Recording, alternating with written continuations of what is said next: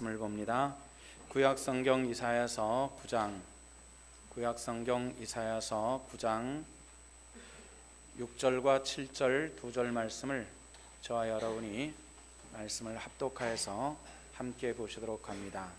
9장 6절과 7절 말씀입니다. 찾으셨으면 한 음성으로 함께 말씀을 봅니다. 다 같이.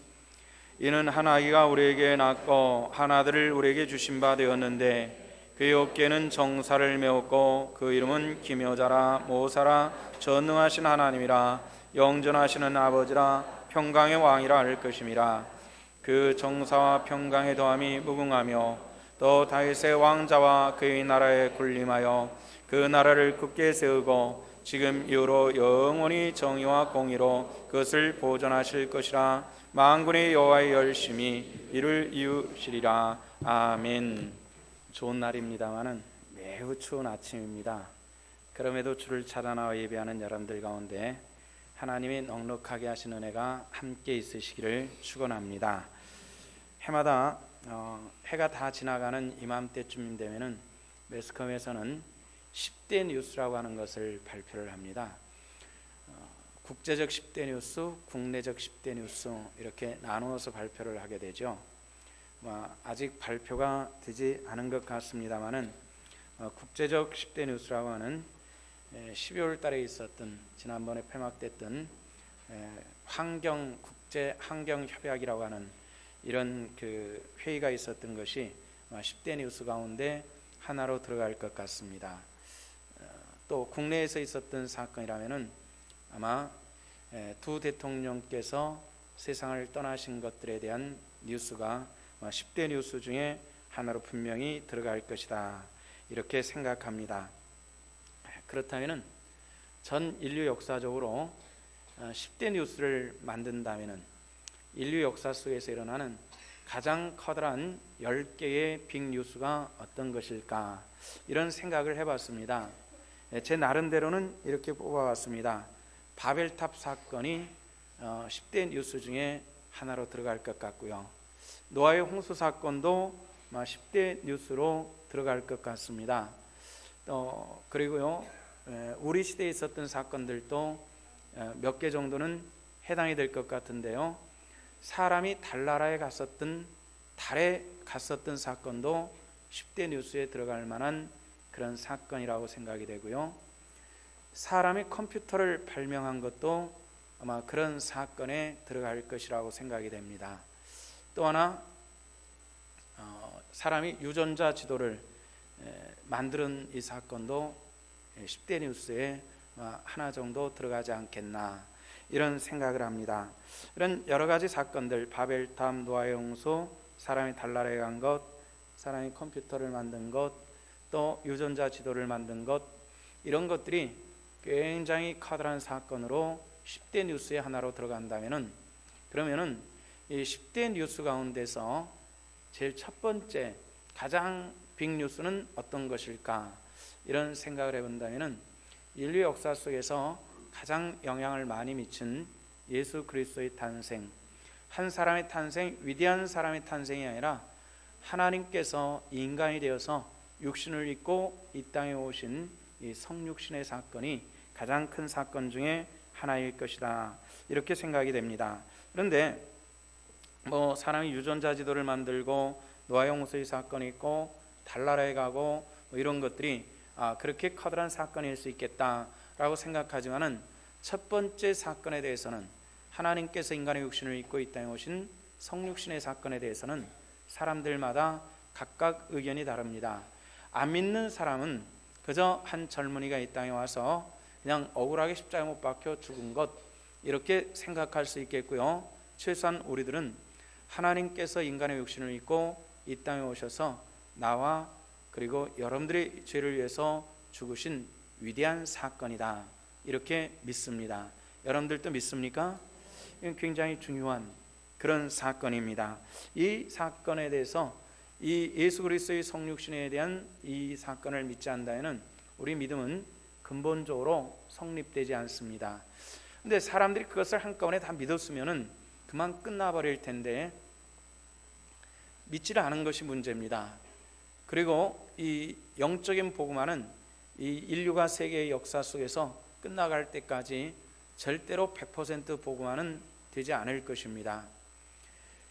이 복음화가 되지 않은 사건을 통해서 2000년의 역사 속에서 굉장히 많은 사건이 일어났습니다. 역사라고 말하는 영어 단어인 히스토리라고 하는 것은 그 사람의 이야기입니다. 예수 그리스도의 이야기, 예수 그리스도의 이야기 속에서 굉장히 많은 사건들이 일어나죠. 예수님 때문에 평화의 왕으로 오셨다고 하는데 예수님 때문에 또 굉장히 많은 전쟁도 일어납니다. 굉장히 많은 사람들이 이 전쟁을 통해서 또 죽어갑니다. 세계 역사 속에서 이 수많은 사건들 중에서 예수님이라고 하는 이 사건은 가장 많은 사람들에게 생명을 주었을 뿐만 아니라 또 가장 많은 사람들에게 육체적 사망을 선언한 것도 예수 그리스도의 이름이었던 것을 알 수가 있습니다.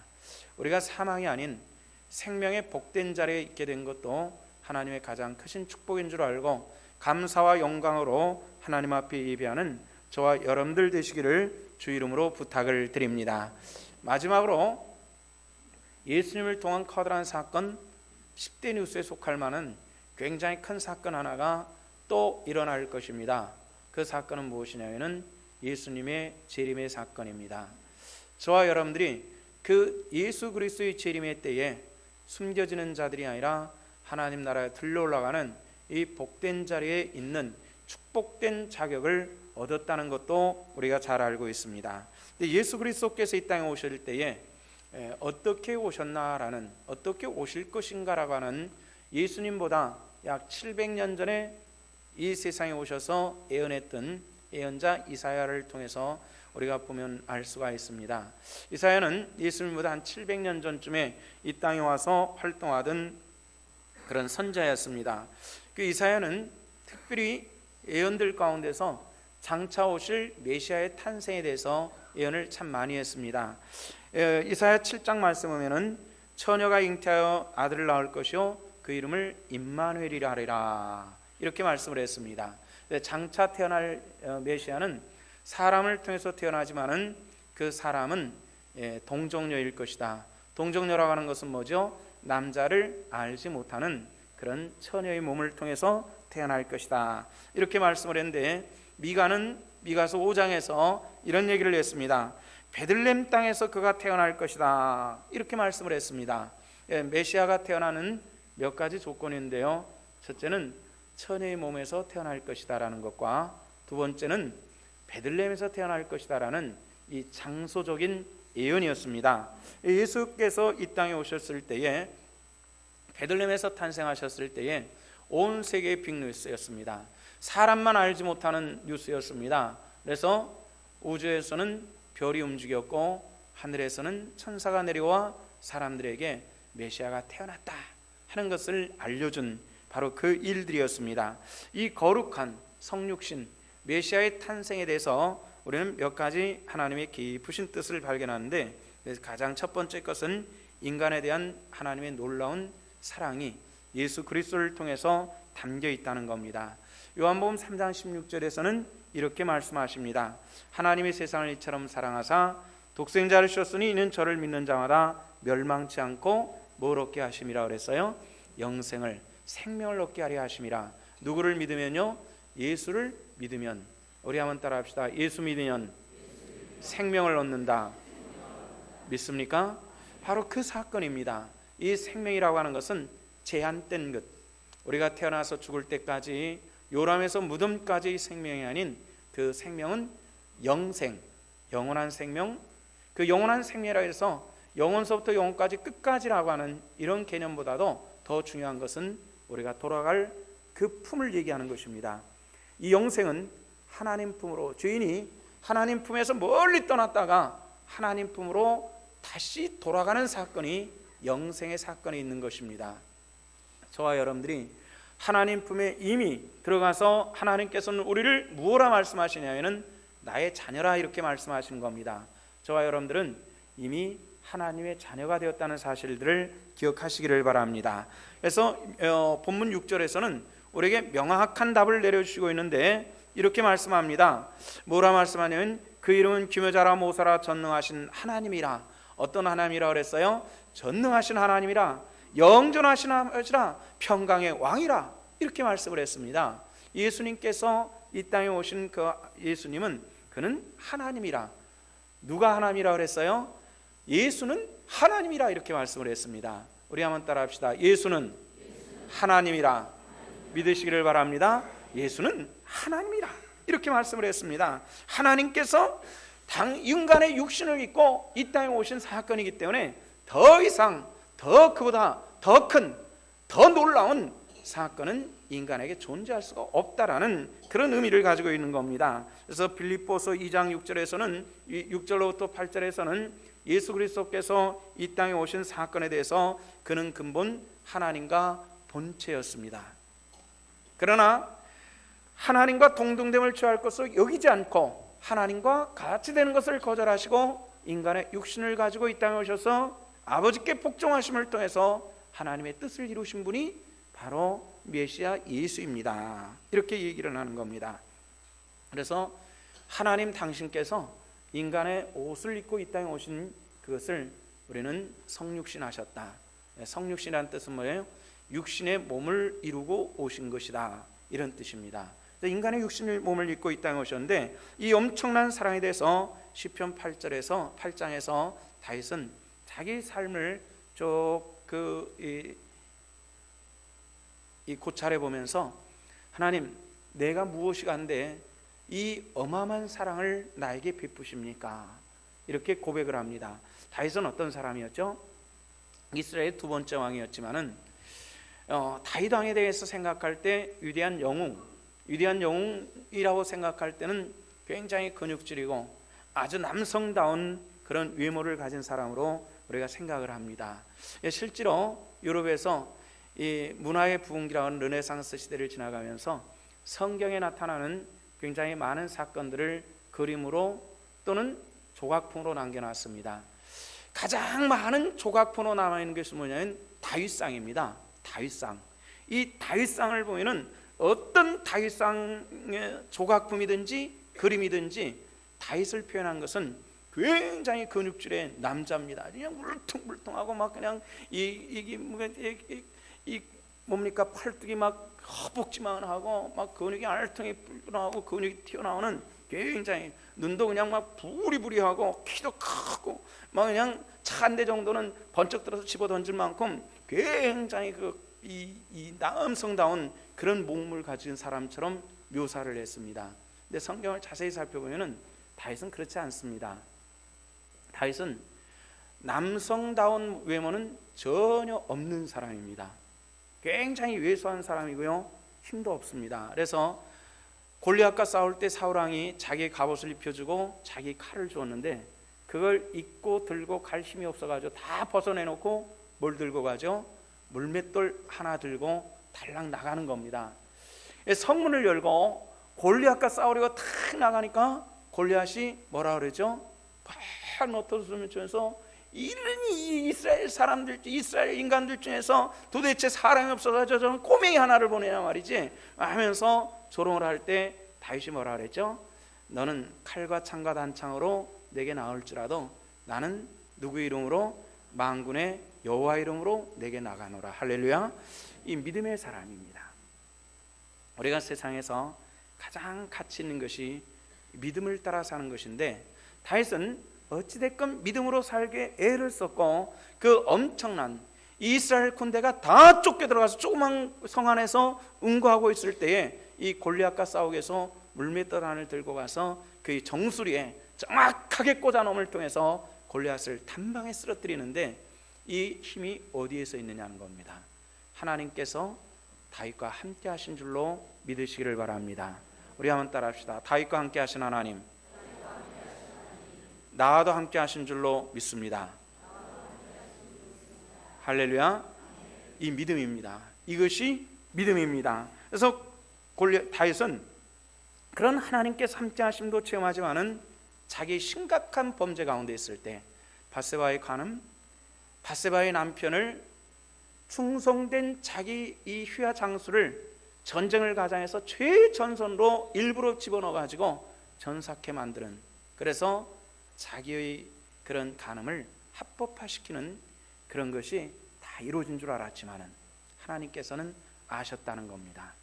그런데 또 놀랍게도 하나님께서는 다윗이 하나님 앞에 눈물을 흘리며 회개할 때에 깨끗하게 용서해 주시는 그 하나님을 또 체험하는 것입니다.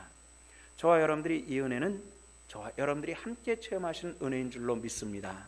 우리 한번 따라합시다. 하나님께서 내 죄를 사하셨다. 할렐루야.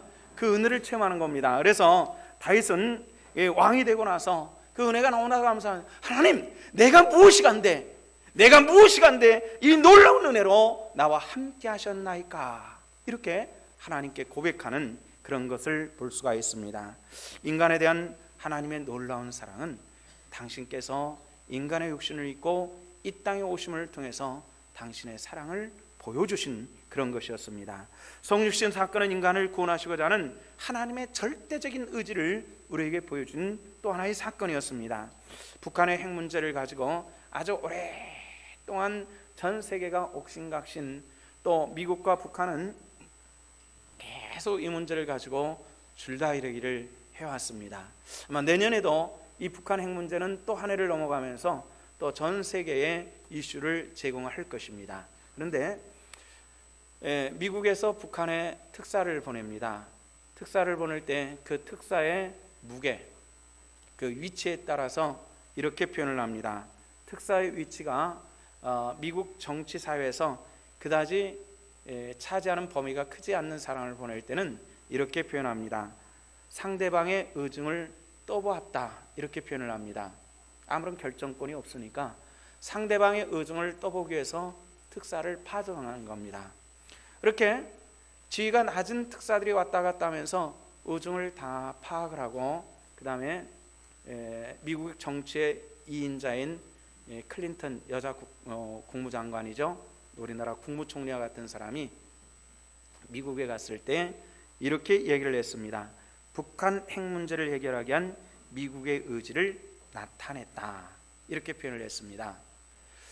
똑같은 사람이지만은 누가 갔느냐에 따라서 떠본 사건이 되고 미국의 의지를 나타낸 사건도 되었다라는 거죠. 이렇게 왔다 갔다 하면서 결국은 언젠가는 아마 서로 최고 지도자들끼리 만나는 그런 시간이 아마 반드시 있으리라고 생각하고요. 우리나라에서도 특사들이 몇 번 왔다 갔다 하다가 대통령이 가서 북한의 지도자인 김정일을 만났습니다. 그럴 때 전 세계가 놀랬고요. 그런 덕분에 또 노벨 평화상도 수여되는 이런 사건을 우리는 많이 보았습니다. 이 땅에 하나님께서 보내신 종들이 참 많이 왔습니다. 모세도 왔습니다. 엘리야도 왔습니다. 이사야도 왔습니다. 미가도 왔습니다. 다니엘도 왔습니다. 굉장히 많은 사람들이 와서 그들이 나타난 것은 뭐냐면은 하나님이었습니다. 하나님의 뜻이었고 하나님의 명령이었습니다. 그런데 그들이 다 하나님의 특사의 말씀들을 다 받아들이지는 않았습니다. 그런데 드디어 하나님께서 당신이 친히 당신께서 나서기 시작한 것입니다. 이것이 바로 성육신, 성탄절이 의미하는 사건이 바로 그것입니다. 어떤 특사를 보내는 것이 아니라, 어떤 메신저를 보내는 것이 아니라 내가 직접 나서겠다고 하는 하나님의 이 땅의 구원에 대한 절대적 의의를 반영하는 것이 하나님께서 직접 나서는 그런 사건이었습니다. 만약에 이 땅의 모든 죄를 이제 해결하기 위한 하나님께서 직접 나선다라면은 어마어마한 그런 그 세계적인 이런 사건이기 때문에 뭐 하늘에서는 불병거들이 그냥 나타나고 천사들이 나팔을 불고 나타나고 이럴 줄 알았습니다. 그런데 놀랍게도 예수 그리스도의 나타나심은 그러지 않았다는 겁니다. 마국간, 촌동네의 마국간에서 태어났습니다. 다만 사람들은 아무도 모를 때에 동방박사들이 별의 움직임을 보고 위대한 어떤 분이 탄생한다라고 하는 그런 메시지를 읽고서 왔을 뿐입니다. 예루살렘 오니까 커다란 성이 있고 왕궁이 있고, 그래서 그 왕궁에 들어가서 헤로드 왕 앞에 서서 나는 별들을 보고 이 땅에 위대한 왕이 태어나시는 이 징조인 평을 보고 우리가 이곳까지 왔습니다. 왕이 태어나신 곳이 어디입니까? 이렇게 질문을 했습니다. 베들레헴에서 태어나셨는데 왕궁에 와서 예수님을 찾은 것이었는데 아무도 몰랐습니다. 그런 분이 어디서 태어났냐? 헤롯도 몰랐습니다. 아무도 몰랐습니다. 그것은 예수 그리스도의 탄생이 사람의 기대와 하나님의 뜻과는 그만큼 이 괴리감이 멀다는, 간격이 멀다라는 그런 의미를 가지고 있습니다. 예수 그리스도의 베들레헴 마구간의 탄생, 천혜를 통한 잉태한 이 사건은 하나님이 이 땅에 오심에도 불구하고 사람들에게 되는 화려한 나타남, 이 엄청나게 화려한 나타남을 기대했기 때문에 예수 그리스도를 영접하지 못했다는 것입니다. 오늘 우리가 신앙 안에서 다 은혜 받기를 원합니다. 여러분들 은혜 받기 원하십니까? 다 은혜 받고 하나님의 말씀에 은혜 받기를 원합니다. 그런데 그렇다면 다 은혜 받으셨습니까? 이 질문에 대해서는 은혜 받기를 원하지만은 다 은혜 받았습니까? 라고 질문한다면은 우리는 매우 대답하기가 난처해져 버리고 맙니다. 그는 무엇입니까? 하나님께서 우리에게 주시고자 하는 은혜와 내가 바라는 은혜가 간격이 참 멀기 때문에 그렇습니다. 가장 큰 은혜는 죄로부터의 구속이고 영원한 사망에서부터 생명으로 옮겨지는 것이 가장 큰 축복임을 믿으시기를 바랍니다. 이것이 가장 큰 것임에도 불구하고 우리는 지속적으로 건강 주세요, 돈 주세요, 지혜 주세요, 이런 걸 가지고 우리는 지속하게 매달리고 있고 이것이 되지 않으니까 내가 은혜 받지 못한 것이라고 착각해 빠져버리는 잘못된 신앙들이 없지 않아 있더라는 것입니다. 예수 그리스도를 믿는 믿음이 여러분들에게 영원한 생명 주셨습니까? 정말 주셨습니까? 그렇다면은 그 외에 가장 귀한 것을 줬는데 그 외의 것은 더 안 주실 이유가 없다라는 것입니다. 하나님의 뜻과 은혜에 합당한 하나님의 백성으로서의 삶을 살며 승리하는 하나님의 사람들 되시기를 주 이름으로 부탁을 드립니다. 그에 더 주실 것입니다. 우리가 땅에서 누릴 수 있는 기름지고 복된 은혜로 함께 하시는 그 하나님을 만나시고 붙드시고 누리시는 하나님의 권속들 되시기를 축원합니다. 그래서 우리가 세상에서 가장 중요한 지식은 뭐냔 말이에요. 가장 중요한 지식은 잠언서 1장의 말씀을 보니까 하나님을 아는 것이다. 하나님을 아는 것이, 하나님은 여호와니 성육신이 이것으로 끝나는 것이 아니라 하나님은 누구냐라는 거냐. 내게 생명 주신 분이요, 나를 위해서 십자가 못 박혀 죽으신 분이요, 나를 위해서 다시 하실 재림의 예수 그리스도를 기다리는 하나님의 권속들 되시기를 주 이름으로 부탁을 드립니다. 이것이 우리에게는 하나님의 은혜입니다. 성탄이 우리에게 주시는 귀한 의미는 바로 그런 것입니다. 예수님께서 하나님의 땅에 태어나신 것은 인간을 위한 희생제물의 탄생입니다. 최근 몇 년 동안에 과학이 극도로 발달을 해나갔습니다. 극도로. 어느 정도 발달을 해나갔냐면요, 이번에 우리가 탄자니아로 선교사를 파송한다는 형남곤 선교사에게 이메일로 당신이 사역하는 곳을 구글 어스에 들어가서 위도와 경도를 찍어서 나에게 이메일로 보내라 그랬습니다. 그랬더니 구글 어스라고 하는 프로그램에 들어가서 자기가 사역하고 있는 그 지역, 자기 집 지붕에다가 딱 초점을 맞춰가지고 위도와 경도를 찍어가지고 저한테 보내줬어요. 그래서 구글 어스에 들어가서 그걸 쫙 조작해서 딱 들어가니까 하얀 지붕이 딱 나와요. 그걸 쫙 당겨봤더니 그 집이 딱 보이는 겁니다. 한 번도 가보지 못한 탄자니아의 모로고로라고 하는 판과에라는 한 마을 언덕 위에 있는 농장 가운데 있는 하얀 집이 딱 보이는, 한 번도 가보지 않은, 그럴 정도로 사람들의 과학이 극도로 발달되어 있는 이런 시대에 살고 있습니다. 그런데 놀랍게도요, 사람들은 사람까지도 복제할 수 있는, 아까 유전자지도에 대한 말하는 사람도 복제할 수 있는, 생명체를 복제할 수 있다는 거예요. 사람을 복제할 수 있는 것에 대해서 극도로 종교계라든지 윤리학계에서는 극도로 반대를 합니다. 그는 뭐죠? 제가 지금 죽을 병에 걸렸는데 유전적으로는 현대 의학적으로는 해결할 수 없는 이런 진료에 올려서 시시각각 죽어가는데, 그러면 저와 똑같은 사람을 복제를 해서 제가 쓸 수 없는 장기를 떼어내고 그 사람 장기를 받아가지고 제가 다시 생명을 이어갈 수 있다라는 이런 것입니다. 저와 똑같은 사람이니까.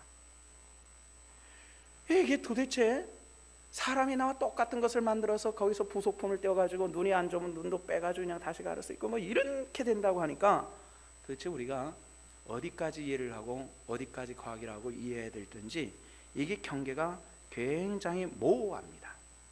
그래서 굉장히 반대를 하는데요. 저는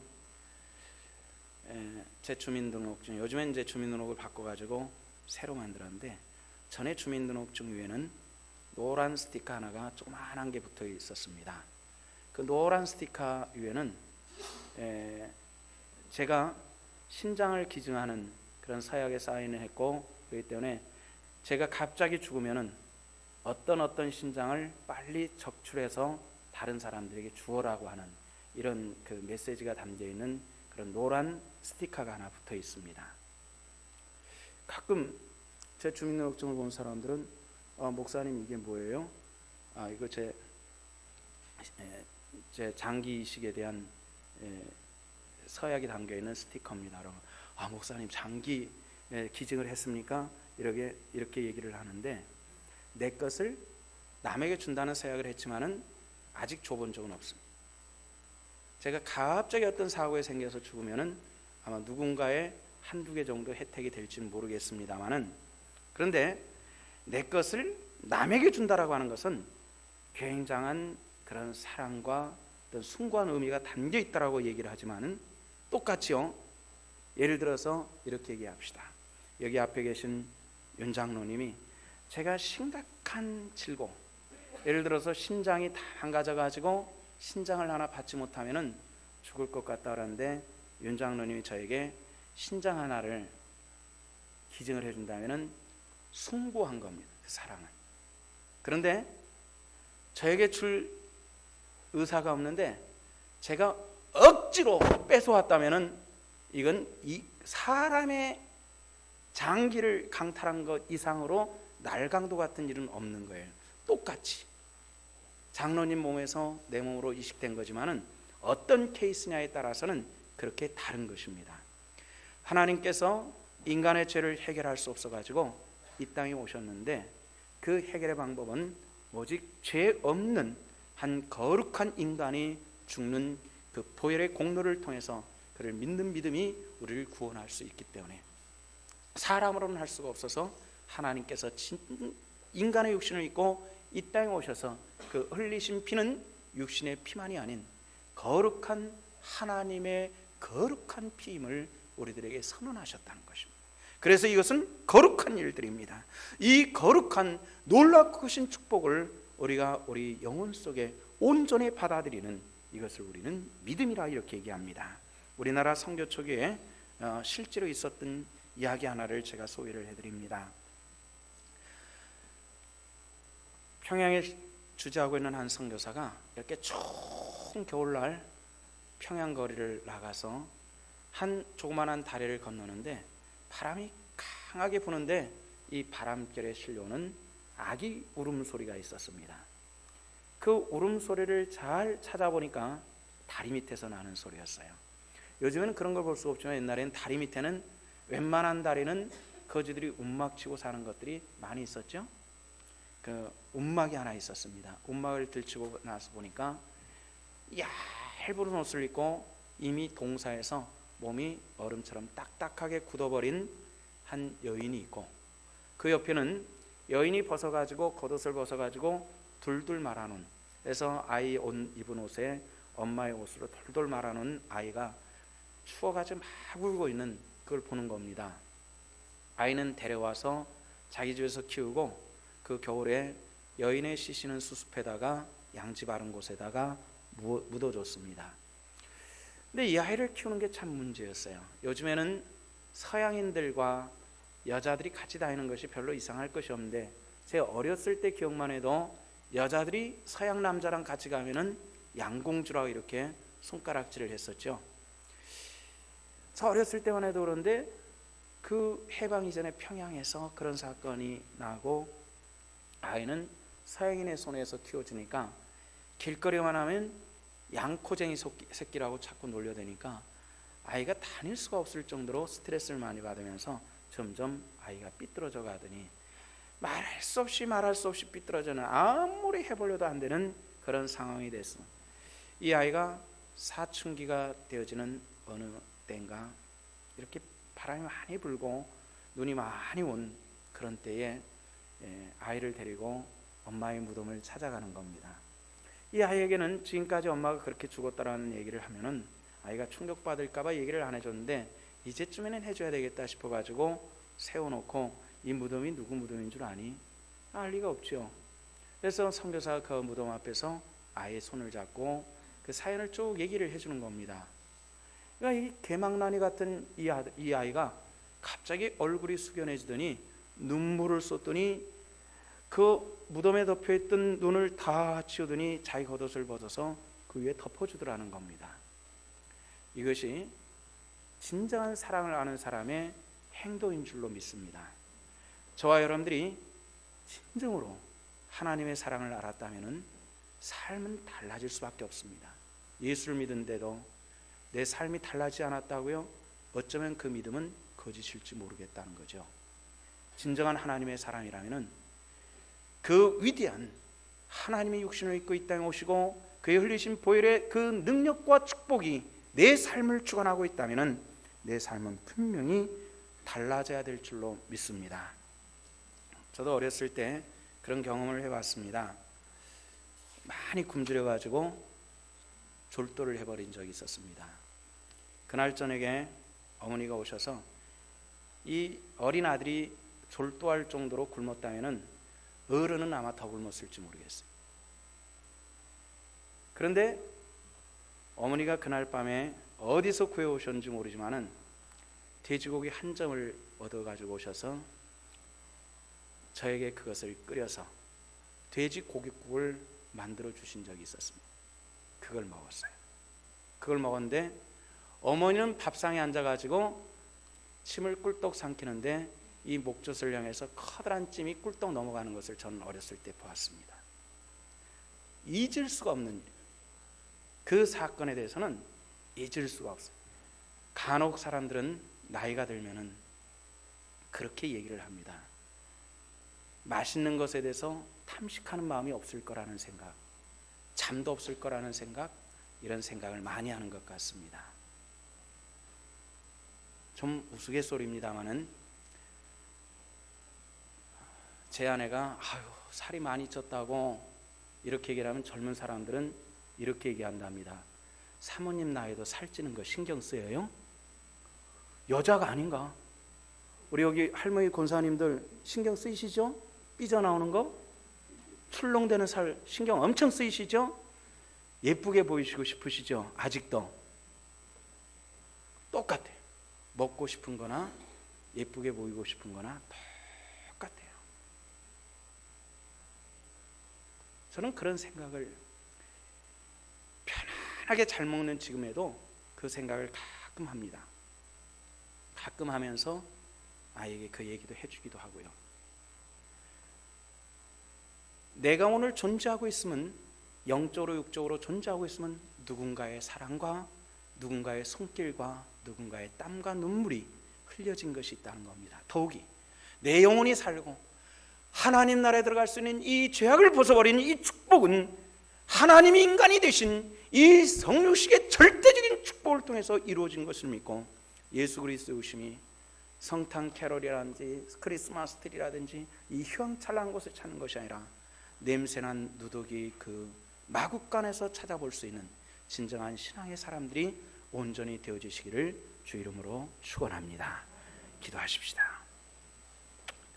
사랑의 아버지 하나님, 은혜를 감사합니다. 오늘 이사야 말씀을 통해서 우리가 함께 은혜를 나누었습니다.